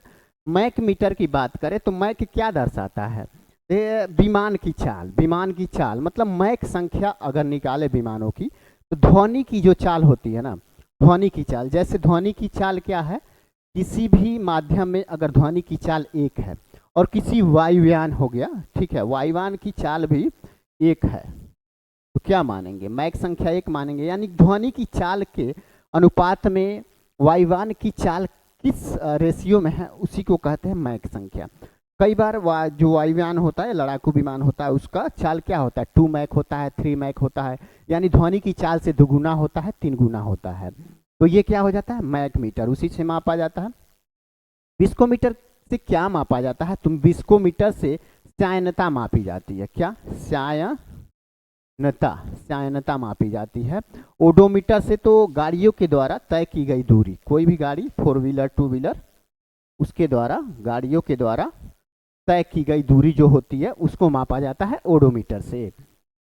और नेक्स्ट क्वेश्चन की बात कर ले तो इलेक्ट्रॉन की खोज वर्ष 1897 में किसके द्वारा किया गया था, तो इलेक्ट्रॉन की खोज किसके द्वारा, तो जे थॉमसन के द्वारा 1897 में क्या किया गया था, तो इलेक्ट्रॉन की खोज किया गया था। ऑप्शन सी सही हो जाता है, जे थॉमसन, इन्होंने ही इलेक्ट्रॉन की खोज की थी, ठीक है। अब बात कर लेते हैं, जे थॉमसन ने तो इलेक्ट्रॉन की खोज की थी। ऑप्शन ए में दिया हुआ Edison, Thomas Alva Edison, T Edison दिया हुआ है, तो इन्होंने बल्ब का आविष्कार किया होगा, आप सभी को पता होगा। हम जब 2 या 4 में ऐसे पढ़ रहे थे तब ये पढ़ा दिया गया था कि बल्ब का आविष्कार थॉमस अल्वा एडिसन ने किया था। अगर निकोला टेस्ला की बात करें तो जो एसी होता है यानी प्रत्यावर्ती धारा जो होती है, इसकी प्रणाली की खोज की थी, प्रत्यावर्ती धारा की प्रणाली की खोज का श्रेय किसको जाता है, तो निकोला टेस्ला को जाता है। जे थॉमसन बता दी हैं कि इन्होंने ही इलेक्ट्रॉन की खोज की थी। और आइजैक न्यूटन का तो कई जगह नाम आता है, खास करके गति का नियम, गति का पहला नियम, गति का दूसरा नियम, गति का तीसरा नियम का खोज का श्रेय इन्हीं को जाता है, न्यूटन बाबा को, ठीक है। अब नेक्स्ट देख लेते हैं, हमारा क्वेश्चन हो जाता है, थर्मामीटर में पारा के विकल्प के रूप में निम्नलिखित में से किसका उपयोग किया जाता है, तो वो हो जाता है कौन सा, गेलिस्टीन हो जाता है। थर्मामीटर में पारा के विकल्प के रूप में निम्नलिखित में से किसका उपयोग किया जाता है, तो यहाँ अगर रहता क्या, एल्कोहल, तो वो भी सही हो जाता, ठीक है, वो भी सही हो जाता, लेकिन गैलिस्टीन दिया है, बाकी सब थर्मामीटर में पारा के विकल्प के रूप में उपयोग नहीं किया जाता। अगर बात करें गैलिस्टीन जो बना होता है वो किससे बना होता है, तो ये 3 तत्वों से मिलकर बना होता है। एक तो होता है गैलियम होता है, दूसरा होता है इंडियम और तीसरा होता है टीन। ये 3 तत्वों से मिलकर बना होता है क्या, तो गैलिस्टीन, ठीक है, गैलिस्टीन। नेक्स्ट क्वेश्चन की बात कर लें तो जब साबुन के पानी में लिटमस पेपर को डाला जाता है तो उसका रंग डॉट डॉट में बदल जाता है, डॉट डॉट में बदल जाता है। साबुन का पानी क्या होता है, तो ये क्षारीय होता है, क्या होता है, तो ये क्षारीय होता है। और किसी भी क्षारीय द्रव में अगर लिटमस को डुबाया जाता है तो क्या हो जाएगा, उसका रंग नीला में बदल जाएगा, चाहे वो लाल हो चाहे नीला हो, लेकिन वो परिवर्तन होगा तो नीला में ही परिवर्तन होगा। लेकिन वही लिटमस पेपर क्या है, तो अगर पानी का घोल क्या है, तो अम्लीय है, तो क्या होगा, तो अम्लीय है, तो वो नीला कलर हो या लाल कलर हो, कुछ भी हो, तो क्या करेगा, वो उसको लाल में परिवर्तित कर देगा, नीला से, खास करके नीला से लाल में परिवर्तित करने का कार्य जो करता है वो अम्लीय घोल करता है, ठीक है। अब नेक्स्ट क्वेश्चन की बात कर लेते हैं, तो किस समूह को पहले पैराफिन नाम से जाना जाता है, तो पैराफिन नाम से किसको जाना जाता है, तो एल्केन्स जो होता है, एल्केन्स, उसको पहले पैराफिन नाम से जाना जाता था, ठीक है। इसका फार्मूला होता है CnH2n+2, ठीक है। एल्केन्स का सूत्र होता है CnH2n+2। एल्केन, एल्कीन और एल्काइन का नाम आप लोगों ने सुना होगा। इसका फार्मूला बहुतों बार पूछा जाता है अलग अलग एग्जामों में, तो आप लोग को याद होना चाहिए। एल्केन्स का जो फार्मूला होता है CnH2n+2, और एल्कीन का जो होता है एल्कीन, एल्कीन का होता है वो CnH2n होता है। और एल्काइन का क्या होता है? एल्काइन का जो होता है CnH2n-2 होता है। ठीक है, एल्केन का होता है CnH2n+2, एल्कीन का होता है CnH2n, और एल्काइन का होता है CnH2n-2 होता है। अब बात कर लेते हैं नेक्स्ट क्वेश्चन की। तो बोरान की संयोजकता कितनी होती है? तो बोरान का जो परमाणु क्रमांक है वो कितना हो जाता है? तो वो हो जाता है 5। बोरान का परमाणु क्रमांक जो है वो कितना है? 5 है। अब देखिएगा, जो परमाणु कोष होते हैं, इलेक्ट्रॉनिक कोष होते हैं किसी भी ये तो वो किस रेशियो में होते हैं? 2, 8, 18, 32। ठीक है, पहले में क्या होगा? 2 इलेक्ट्रॉन प्राप्त करेगा पहला कोष, तो वो अस्थाई हो जाएगा। 2 इलेक्ट्रॉन अगर पहला कोष ले लिया तो बोरॉन का परमाणु क्रमांक है वो 5 ही है, तो बचा कितना? 3 बचा। ठीक है, वही संयोजकता हो जाती है 3। ठीक है, 3 संयोजकता हो जाती है। ओके, थोड़ा सर्दी खांसी की वजह से आवाज थोड़ा डिफरेंस आ रहा होगा। ठीक है, थोड़ा एडजस्ट कीजिएगा।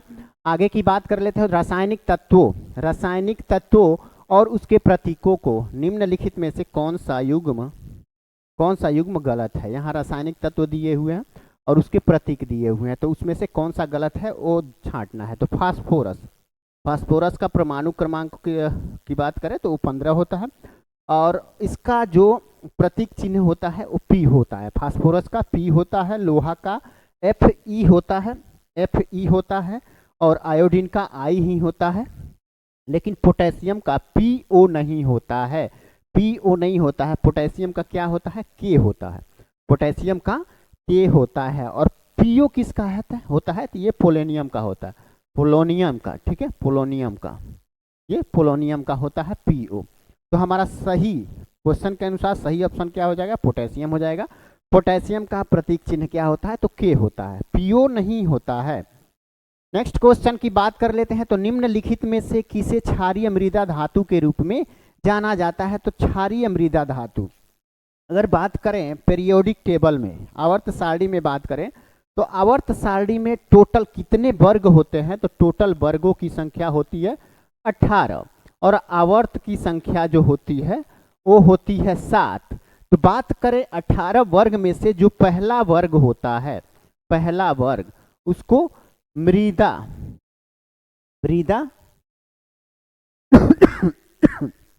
ठीक है, मृदा धातु कहते हैं। ठीक है, क्षारीय मृदा धातु। और बात करें जो दूसरा होता है, दूसरा वर्ग होता है, इसको क्या कहते हैं? क्षारीय मृदा धातु, क्षारीय मृदा धातु कहते हैं। ठीक है, दूसरा वर्ग तो यही पूछ रहा है, क्षारीय मृदा धातु। तो क्षारीय मृदा धातु कौन सा हो जाता है? तो मैग्नीशियम हो जाता है। मैग्नीशियम का परमाणु क्रमांक की बात करें तो ये 12 होता है। मैग्नीशियम का परमाणु क्रमांक की बात करें तो ये 12 होता है। तो 12 अगर 2, 8, 18, 32 के रेशियो में सजाइएगा तो कितना, कौने नंबर पे आएगा? तो 2 तो पहला कोष हो जाता है, उसमें 2 खत्म हो गया, दूसरा में 8, दूसरा 8 से भर जाता है, तो 2 + 8 10 हो गया, बचा 2।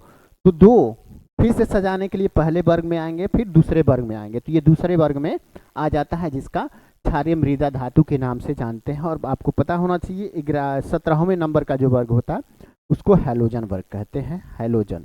ठीक है, और जो 18वां वर्ग होता है उसको नोबेल वर्ग कहते हैं, नोबेल गैसेस। ठीक है, ये सब पता होना चाहिए, नोबेल गैसेस।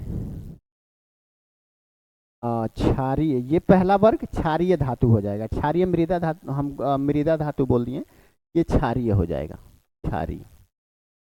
पहला वर्ग जो होता है वो क्षारीय धातु होता है, में क्षारीय धातु सब आते हैं। ओके, आगे की बात कर लेते हैं, आगे की बात कर लेते हैं। तो Capra एग्रागस, Capra एगाग्रस, Capra एगाग्रस, hircus, Capra एगाग्रस, hircus का सामान्य रूप से के नाम से जाना जाता है। तो कैप्रा एगाग्रस हिरकस किसका वैज्ञानिक नाम है, साइंटिफिक नाम है? तो ये बकरी का साइंटिफिक नाम है, बकरी का साइंटिफिक नाम है। ठीक है, बकरी का साइंटिफिक नाम है। अगर बात करें गाय का, गाय का क्या हो जाता है? तो ये बॉस इंडिकस हो जाता है, बॉस इंडिकस। कुत्ता की बात करें तो ये कैनिस फैमिलियरिस हो जाता है, फैमिलियरिस। कैनिस फैमिलियरिस किसका वैज्ञानिक नाम है? तो कुत्ते का नाम है। ठीक है, कुत्ते का नाम है। आगे की बात कर लेते हैं। तो अमीनो अम्ल को अक्सर, अमीनो अम्ल को अक्सर डॉट डॉट निर्माण खंड के रूप में जाना जाता है। तो किसके निर्माण के लिए ये जाना जाता है? तो प्रोटीन। प्रोटीन क्या करता है? तो प्रोटीन हमारे शरीर का मरम्मत करता है। ठीक है, मरम्मत करता है, जहाँ भी सेल्स का एक तरह से हमारे शरीर में सेल्स खराब हो जाते हैं तो उसको बाहर कर देता है और नए सेल्स का निर्माण करने का कार्य करता है। इसका मुख्य काम ही है नए सेल्स का निर्माण करना। और वसा तो क्या करता है? तो हमें चोट लगने से बचाता है। आप लोगों को पता होना चाहिए कि वसा जो है वो ठंड से बचाता है, चोट लगने से बचाता है, इन सब से हमारी रक्षा करता है। और साथ ही ये ऊर्जा भी प्रदान करता है। ऊर्जा तो तीनों प्रदान करते हैं, लेकिन मुख्य तौर से कार्बोहाइड्रेट को ऊर्जा प्रदान करने के लिए ही जाना जाता है। ठीक है, ऊर्जा प्रदान करने के लिए कार्बोहाइड्रेट को जाना जाता है। और बात कर ले निम्नलिखित में से कौन एक पत्ती का भाग है? कौन एक पत्ती का भाग है?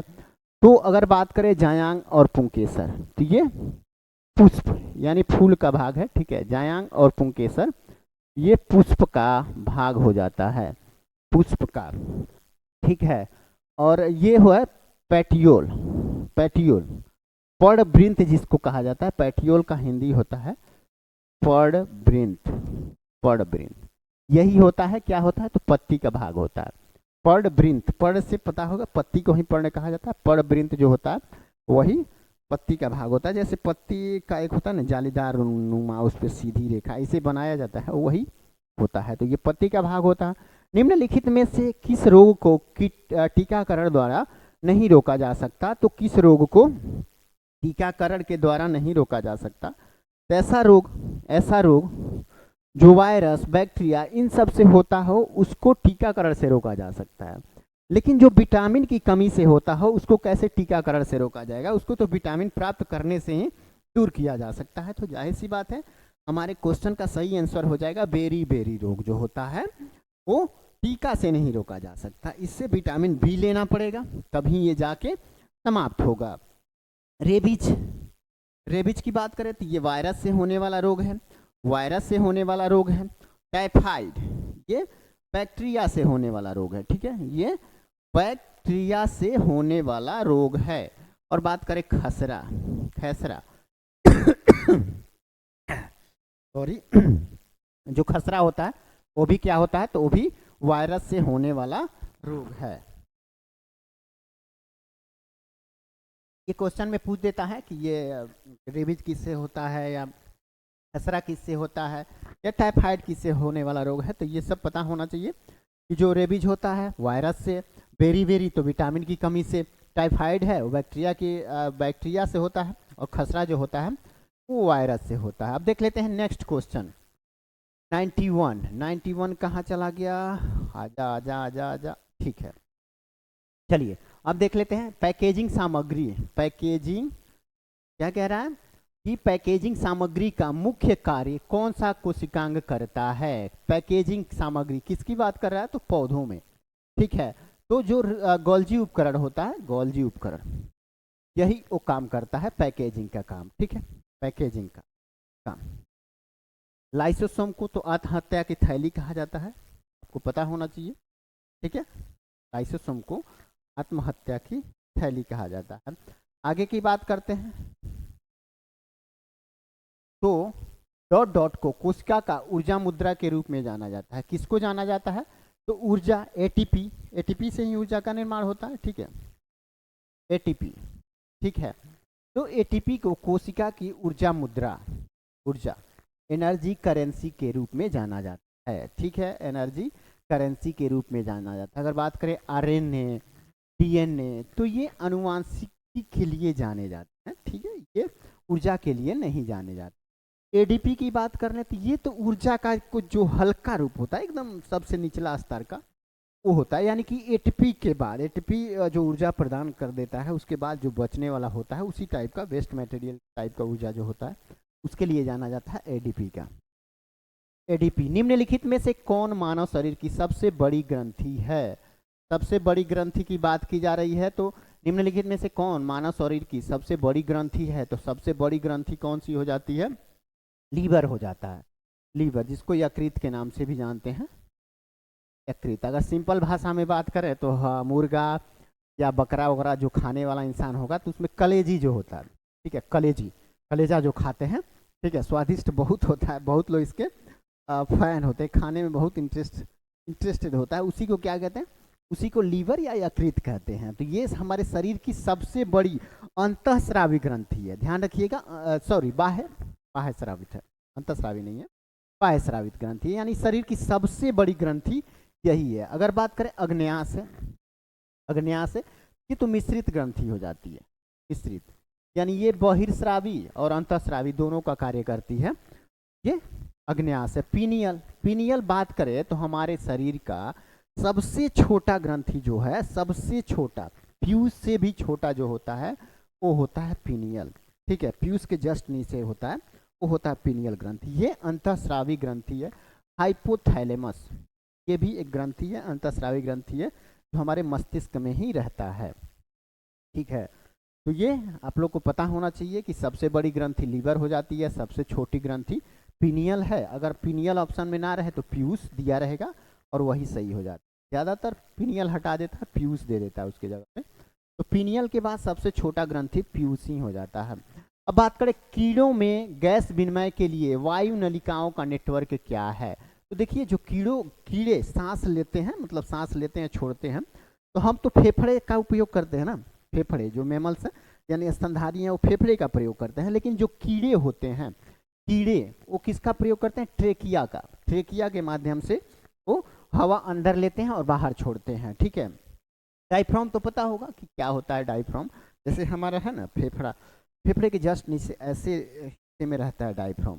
डायफ्राम क्या करता है? तो हवा को विनिमय का कार्य करता है, अंदर लाता है, छोड़, जैसे डायफ्राम नीचे जाएगा, ऐसे करेंगे, सांस लेंगे तो ऊपर आएगा, तो मतलब हवा आ रहा है, और ये नीचे जाएगा तो छोड़ रहा है, ऐसे करता है, मतलब इसी का काम है, हवा को अंदर लाना, बाहर करना, बाहर करना, अंदर लाना, डायफ्राम का ही काम। हालांकि फेफड़ा तो उसको ऑब्जर्व करता है, ऑक्सीजन को लाता है, छोड़ता है, लेकिन अगर ये टूट जाए ना, ये डायफ्राम टूट जाए तो इंसान की मृत्यु हो जाती है, बचता नहीं है, क्योंकि ये ऊपर ढकेलेगा ही नहीं कि हवा बाहर निकले, या नीचे जाएगा नहीं कि हवा अंदर आए, तो ये बहुत जरूरी होता है। गिल्स, मछलियाँ जो सांस लेती हैं वो गिल्स से लेती हैं, ठीक है। स्पाइराक्लेस होता है, ये सूक्ष्म जीवों के लिए होता है। फिर बात करते हैं BIOS का विस्तृत रूप क्या है? BIOS का विस्तृत होता है basic input output system. BIOS का विस्तृत रूप बेसिक इनपुट आउटपुट सिस्टम होता है। अब बात कर लेते हैं कंप्यूटर के संदर्भ में रैम का तात्पर्य क्या होता है? तो रैंडम एक्सेस मेमोरी इसका फुल फॉर्म होता है, ये कई बार पूछा जाता है कंप्यूटर वाले क्वेश्चन में। अब आता है हमारा क्या, तो मैथमेटिक्स वाला पोर्शन आ जाता है। तो चलिए मैथमेटिक्स कवर कर लेते हैं। यहाँ क्या करा, एक पिता की आयु उसके पुत्र की आयु की 7 गुनी है। अगर पिता, यहाँ पिता कर देते हैं, यहाँ पुत्र कर देते हैं। अगर पुत्र की आयु x वर्ष है तो पिता की आयु उसके 7 गुना है, यानी कि 7x हो जाएगा, ठीक है। अब क्या कह रहा है, अब से 3 वर्ष बाद पिता की आयु उसके पुत्र की आयु की 5 गुनी हो जाती है। अब से 3 वर्ष बाद, यानी कि इसमें 3 जोड़ देते हैं दोनों में। अब क्या हो रहा है, अब जो पिता की आयु है ना, वो पुत्र की आयु की क्या है, तो 5 गुनी हो जाती है, 5 गुनी, 5 गुनी हो जाती है, यानी इनको कंपैरिजन कर देते हैं। तो पिता की वर्तमान आयु कितनी है, तो वर्तमान आयु यानी कि 7 गुना पूछ रहा है। तो चलिए इसको सॉल्व कर देते हैं। तो इधर तो 7x+3 ही रहेगा और इधर क्या हो जाएगा, 5 से पहले x में गुणा करेंगे तो 5x, उसके बाद यहाँ 5 15 हो जाता है।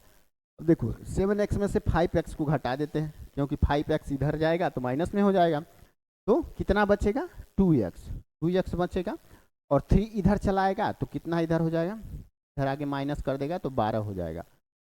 तो 2 से 12 6 बार में कटेगा, तो x का वैल्यू कितना आ गया, 6 आ गया, 6 आ गया। तो वर्तमान आयु पूछ रहा है, वर्तमान आयु 3 साल बाद ना 5 गुनी होगी, लेकिन वर्तमान आयु 7 गुनी है, तो इसमें 7 से गुणा कर देंगे तो पिता की आयु कितनी हो जाएगी, 7 छक्के 42 हो जाएगी। अगर पुत्र की आयु पूछता तो पुत्र की आयु कितनी होती, 6 वर्ष होती। ठीक है, वर्तमान आयु। चलिए नेक्स्ट देख लेते हैं 98 नंबर क्वेश्चन। यदि यदि यदि यदि यदि कहाँ गया क्या, ठीक है 42 ऑप्शन डी में है, ध्यान रखिएगा 42 ऑप्शन डी में है। अब बात कर लेते हैं, यदि बिटकॉइन की कीमत हर 20 सेकंड में $1 की दर से बढ़ रही है, समझिए, तो बिटकॉइन की कीमत आधे घंटे में कितने डॉलर बढ़ जाएगी, तो 20 सेकंड में $1, तो 1 मिनट में $3, ठीक है 20 3 60, 1 मिनट में कितना, तो $3, तो 30 मिनट में कितना, तो 3 गुने हो जाना चाहिए, 3 गुने यानी कि $90। बहुत इजी है, बहुत इजी है, $90 कौन है, ऑप्शन सी सही हो जाता है, ऑप्शन सी सही हो जाता है। नेक्स्ट देख लेते हैं 99 नंबर क्वेश्चन। रवि अपनी आय का 20% पेट्रोल पर खर्च करता है, शेष आय का 1/3 घरेलू खर्च करता है। रवि अपनी आय का 20% पेट्रोल पे खर्च करता है, शेष आय का 1/3 क्या करता है, तो घरेलू खर्च पर करता है, और शेष उसकी बचत है। यदि वह पेट्रोल पर 7500 खर्च करता है, देखो यहाँ पेट्रोल पे रवि अपनी आय का 20% पेट्रोल पे खर्च करता है, तो 20% बराबर कितना हो जाएगा, 7500 हो जाएगा। तो 20% बराबर 7500 हो जाएगा ना, 7500, तो 100% कितना होगा, तो 100 से गुणा कर देंगे, यानी कि 20 5 7500 को 5 से अगर गुणा करते हैं तो कितना हो जाएगा, 37,500, ठीक है 37,500 आ जाएगा, यानी टोटल उसका इनकम 37,500 है, उसमें से 20% पेट्रोल पे खर्च कर रहा है। ठीक है, अब यहाँ क्या कर रहा है, क्वेश्चन जो पूछ रहा है हमारा, तो उसका घरेलू खर्च ज्ञात करना है, तो वही तो शेष आय का 1/3 घरेलू खर्च पर खर्च करता है, घरेलू खर्च के लिए करता है। तो 1/3 किसका, शेष का, 20% निकालने के बाद शेष जो बचता है उसका 1/3।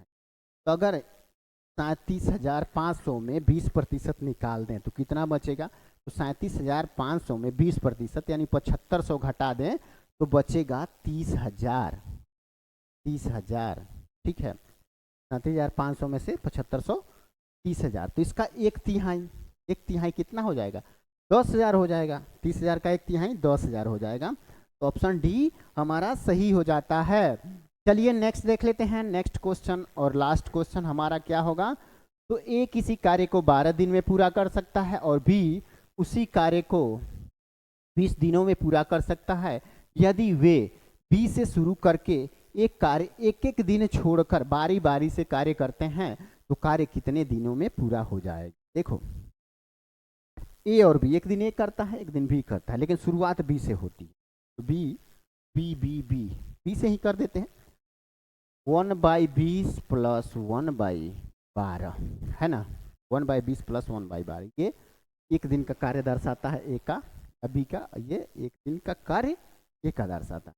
दोनों का एलसीएम निकाल दिए, 20 12 का 60 हो गया, 20 20 3 60, 12 25 60, यानी उनकी क्षमता 3 संबंध 5 की है। ठीक है, अब देखो 5 और 3 दोनों को जोड़ते हैं तो 8 हो जाता है। अब 8 से 60 को डिवाइड करेंगे तो कितनी बार में डिवाइड होगा, तो 8 7 56, 8 से 60 तो डिवाइड नहीं होगा, 7 बार 7 से अगर गुणा करें तो 56 तक उसके नियर बाई पहुंच जाता है।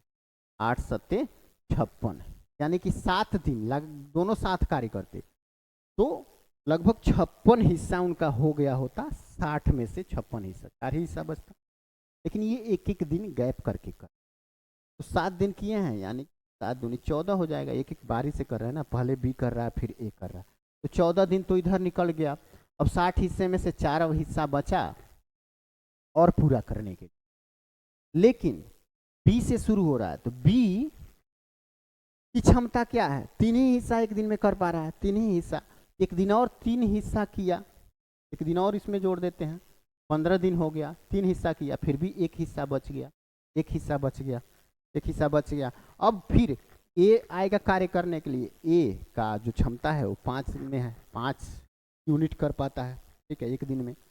तो ये 1/5 हो जाएगा, यानी कि 15 सही 1/5 इसका सही आंसर हो जाएगा, यानी कि ऑप्शन डी सही हो जाता है। ठीक है, तो हमारा मैथ और साइंस का डिस्कशन समाप्त हुआ। अगर आप लोगों को ये वीडियो अच्छा लगा हो तो लाइक शेयर और सब्सक्राइब करना ना भूलिए। मिलते हैं नेक्स्ट क्लास में, तब तक के लिए सभी को tata bye bye, thanks for watching.